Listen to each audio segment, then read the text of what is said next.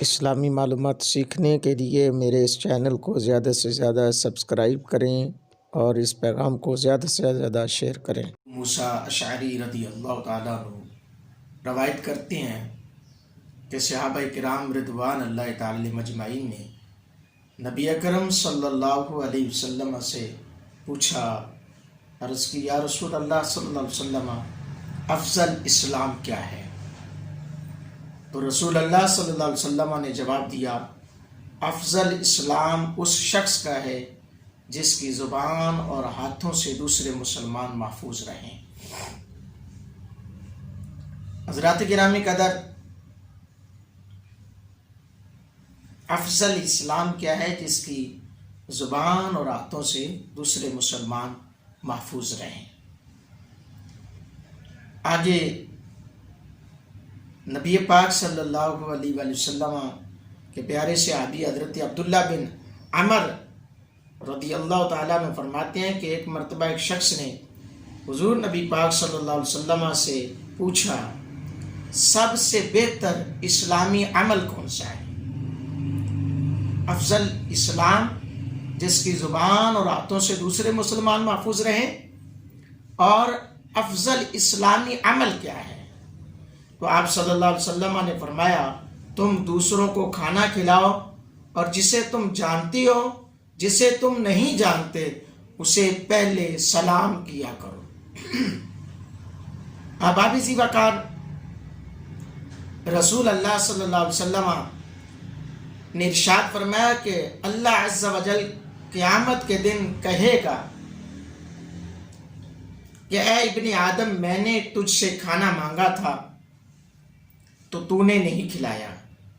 تو وہ کہے گا، میرے رب، میں تجھے کیسے کھلاتا جبکہ تو کھانے سے پاک ہے اور کائنات کو پالنے والا ہے۔ اللہ فرمائے گا، کیا تجھے خبر نہیں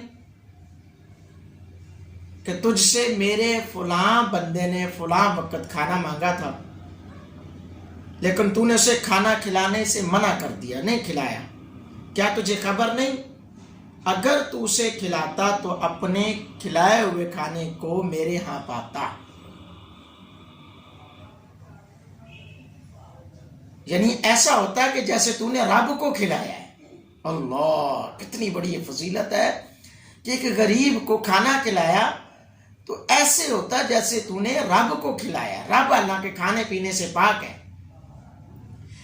پھر رب فرمائے گا، اے ابن آدم، میں نے تجھ سے پانی مانگا تھا مگر تو نے مجھے پانی بھی نہیں پلایا۔ وہ کہے گا، یا اللہ، میں تجھے کیسے پلاتا جبکہ تو خود رب العالمین ہے۔ اللہ فرمائے گا، میرے فلاں بندے نے تجھ سے پانی مانگا تھا لیکن تو نے اسے پانی نہیں پلایا، اگر تو اسے پانی پلاتا تو وہ میرے ہاں پاتا۔ صحیح مسلم شریف کے اندر یہ حدیث انٹرنیشنل نمبر ہے 2564۔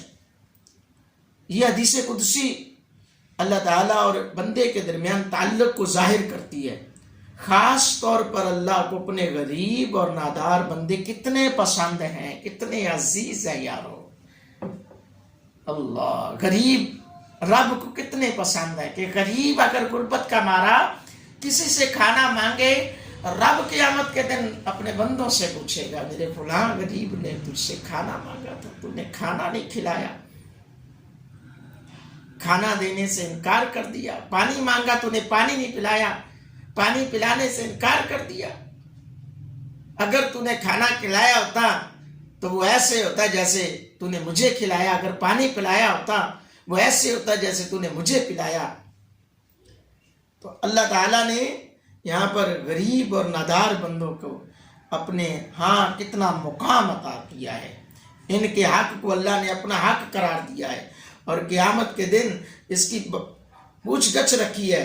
اس لیے بھوکوں کو کھانا کھلانا اور پیاسے کو پانی پلانا بڑے اجر و ثواب کا کام ہے۔